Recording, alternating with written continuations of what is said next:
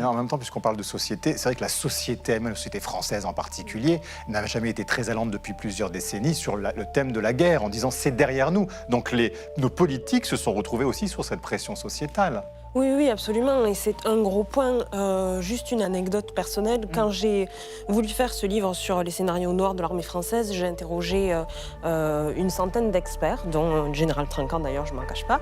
Et à ce moment-là, les gens m'ont dit sachez qu'on ne vous aurait pas répondu avant la guerre en Ukraine, avant l'invasion de la guerre en Ukraine, parce qu'on ne pensait pas ça possible, c'était inimaginable, c'était inconcevable. Et donc, les experts étaient dans cet état d'esprit-là, et les politiques aussi. Et aujourd'hui, ils sont aussi confrontés au fait qu'une grande partie de la société refuse de penser à la guerre et de penser... Enfin, on est dans une société où la majorité des gens sont désormais nés après la Seconde Guerre mondiale, même s'il y en a qui sont nés à l'aube de ce conflit-là.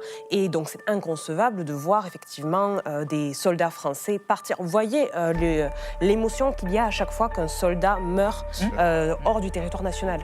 Il y a réellement une cérémonie d'hommage. Il y a une cérémonie d'hommage. C'est quelque chose auquel on n'est plus habitué et auquel la société peine vraiment à faire face.